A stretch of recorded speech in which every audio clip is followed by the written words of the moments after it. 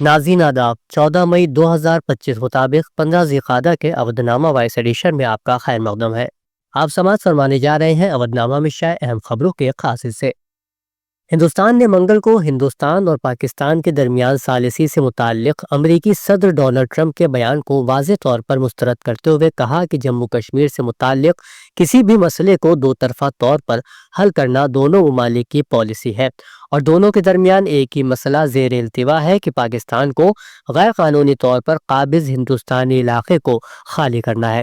ہندوستان نے آج امریکی صدر ڈونلڈ ٹرمپ کے اس دعوے کو مسترد کر دیا کہ جوہری جنگ کا خوف اور تجارت بند ہونے کا خطرہ ہندوستان اور پاکستان کے درمیان فوجی کارروائی کو روکنے کے معاہدے کے پیچھے وجوہات ہیں، اور جموں کشمیر کے مسئلے پر دونوں ممالک کے درمیان ثالثی کے ان کے ارادے کو بھی مسترد کر دیا۔ الہ آباد ہائی کورٹ نے سنبھل جامع مسجد اور ہری ہر مندر تنازع کے سلسلے میں داخل نظر ثانی عرضی پر اپنا فیصلہ محفوظ کر لیا ہے۔ ہری شنکر جین اور 7 دیگر نے سول جج سینئر ڈویژن سنبھل کی عدالت میں ایک مقدمہ دائر کیا ہے، جس میں یہ دعویٰ کیا گیا ہے کہ سنبھل کے مشرقی واقع جامع مسجد ایک مندر کو منہدم کرنے کے بعد بنائی گئی تھی۔ مدعی نے ہری ہر مندر میں داخلے کے اعلان کا مطالبہ کیا۔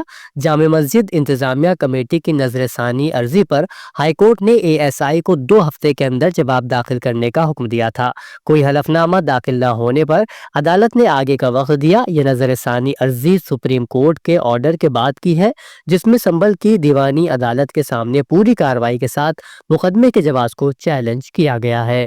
اتر پردیش کے بہرائچ میں سید سالار مسعود قاضی کی درگاہ پر لگنے والے میلے کو اس مرتبہ پولیس انتظامیہ کی جانب سے منظوری نہیں دی گئی تھی، اور اب بارہ بنکی واقع حضرت سید سالار ساہو غازی کی یاد میں لگنے والے میلے کو بھی اجازت نہیں ملی ہے۔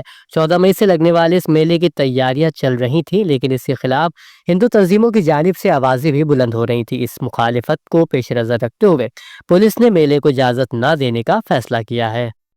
Central board of secondary education یعنی CBSE نے منگل کو 10ویں اور 12ویں جماعت کے امتحان کے نتائج کا اعلان کیا، جس میں بالترتیب 93.66% اور 88.39% امیدوار کامیاب قرار پائے ہیں۔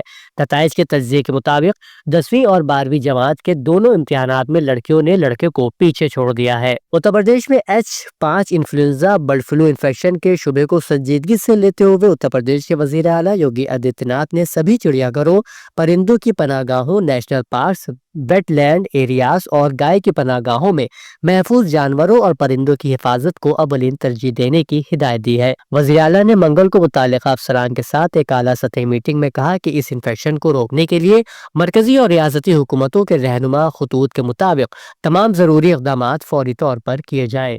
لکھیم پور کھیری ضلع میں واقع شاردا بیراج اور چندن چوکی کو Uttar Pradesh eco tourism development board کے ذریعے رہائش اور صحت مند سیاحتی مقام کے طور پر تیار کیا جائے گا۔ اس اسکیم کے تحت یہاں تجارتی رہائشی سہولیات، فلاحی مراکز اور سیاحت سے متعلق دیگر سرگرمیاں شروع کی جائیں گی۔ اس کا مقصد علاقے کو جنگی حیات اور فلاح و بہبود کا سیاحت کا مرکز بنانا ہے۔ یہ معلومات سیاحت اور ثقافت کے وزیر جے ویر سنگھ نے دی ہے۔ ممتاز صحافی اور ادیب احمد ابراہیم علوی کی تازہ تصنیف بیگم شہناز عزت کامیابیاں، منصوبے اور کوششیں کا اجرا مدرسہ حیات علوم فرنگی محل چوک میں عمل میں آیا۔ پروگرام کی صدارت معروف صحافی معصوم مراد آبادی نے کی۔ نظامت کے فرائض رضوان فاروقی نے انجام دیے۔ مہمان خصوصی کے طور پر سلطان شاکر ہاشمی، سنجے مشرا شوق، زبیر انصاری، پرویز ملک زادہ، سدھا مشرا، رفعت شہزاد صدیقی سمیت کئی اہم شخصیات موجود رہیں۔ اودھ نامہ میں شائع جہاں خبروں کے مطابق اسرائیلی عہدیدار نے امریکی صدر ڈونلڈ ٹرمپ کے مشرق وسطیٰ کے دورے پر جانے پر بے خوفی کا اظہار کیا ہے، لیکن ان کا یہ فیصلہ اسرائیل میں واشنگٹن کی ترجیحات کے بارے میں شکوک و شبہات پیدا کرنے والی تازہ ترین پیش رفت ہے۔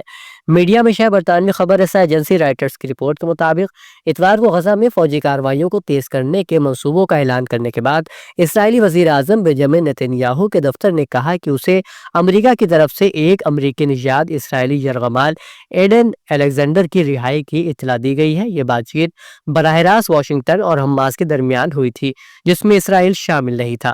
امریکہ کی جانب سے سعودی عرب پر اسرائیل کے ساتھ معمول کے تعلقات بحال کرنے کا مطالبہ واپس لینے کا فیصلہ اس بات کی نشاندہی کرتا ہے کہ یہ مسئلہ عالمی طور پر اسرائیل کے لیے نقصان دہ رہا ہے، کیونکہ سعودی عرب اس بات پر اصرار کر رہا تھا کہ اسرائیل فلسطینیوں کے ساتھ تصفیہ کے اقدامات پر رضامندی دے۔ برطانیہ کی حکومت کو اسرائیل کے زیر استعمال F-35 جیٹ کے لیے پرزوں کی برآمد پر ہائی کورٹ کے چیلنج کا سامنا ہے۔ لندن میں وکلاء کی تنظیم global legal action network یعنی GLAN اور رام اللہ میں فلسطینی حقوق کی تنظیم الحق یہ کیس لڑ رہے ہیں۔ الجزیرہ نے یہ رپورٹ شائع کی ہے۔ الجزیرہ کی رپورٹ کے مطابق ستمبر 2024 میں برطانیہ نے ایک جائزے کے بعد اسرائیل کو ہتھیاروں کی برآمد کے 350 میں سے تقریباً 30 لائسنسوں کو معطل کر دیا تھا، لیکن F-35 جیٹ کے پرزے جات کے لیے ایک استثنا تیار کیا گیا اور حکومت نے کہا کہ یہ پرزے براہ راست اسرائیل کو نہیں بھیجے جائیں گے۔ تاہم الحق اور گیلن کا استدلال ہے کہ برطانوی حکومت لوپ ہول تلاش کر کے عالمی اسپیئرز پول اور F-35 پارٹنر ممالک کے ذریعے اسرائیل کو پرزے فراہم کرنے کی اجازت دے کر ملکی اور بین الاقوامی قانون کی خلاف ورزی کر رہی ہے۔ اس کے باوجود کہ بین الاقوامی عدالت انصاف کو یہ پتہ چلا کہ غزہ میں فلسطینیوں کے خلاف نسل کشی کا ممکنہ خطرہ ہے۔ اسرائیلی فوج نے 24 گھنٹوں میں 49 فلسطینی شہید کر دیے، جس میں ایک صحافی بھی شامل ہے۔ اس کے علاوہ اسرائیل نے اپنی جارحیت کو جاری رکھتے ہوئے غزہ کے نصر اسپتال پر بھی حملہ کیا۔ اسرائیل نے اسپتال میں Hamas command and control centre ہونے کے دعوے کا ثبوت نہیں دیا۔ سعودی عرب میں حج سیزن 2025 کا آغاز ہو چکا ہے۔ دنیا بھر سے عازمین حج کی آمد کا سلسلہ جاری ہے۔ ایسے میں روٹ ٹو مکہ انیشیٹو میں مالدیپ کو بھی شامل کرنے کا فیصلہ لیا گیا ہے۔ سعودی خبر رساں ادارے کی رپورٹ کے مطابق مالدیپ سے آنے والے عازمین حج روٹ ٹو مکہ انیشیٹو سے فائدہ اٹھا سکیں گے۔ انیشیٹو کا مقصد مالدیپ کے عازمین کو بہترین سہولت فراہم کرنا ہے۔ بنگلہ دیش کے الیکشن کمیشن نے برطرف وزیر اعظم شیخ حسینہ کی عوامی لیگ پارٹی کا رجسٹریشن منسوخ کر دیا ہے۔ پارٹی رجسٹریشن کی منسوخی کے باعث عوامی لیگ آئندہ قومی انتخابات میں حصہ نہیں لے سکے گی۔ بنگلہ دیش میں اگلے انتخابات اگلے سال جون 2026 تک متوقع ہیں۔ قابل ذکر بات یہ ہے کہ یہ فیصلہ محمد یونس کی قیادت میں ملک کی عبوری حکومت کی جانب سے پیر کو عوامی لیگ پارٹی اور اس سے منسلک اداروں کی آن لائن اور آف لائن تمام سرگرمیوں پر پابندی عائد کرنے کا ایک باضابطہ نوٹیفیکیشن جاری کرنے کے چند گھنٹے بعد آیا ہے۔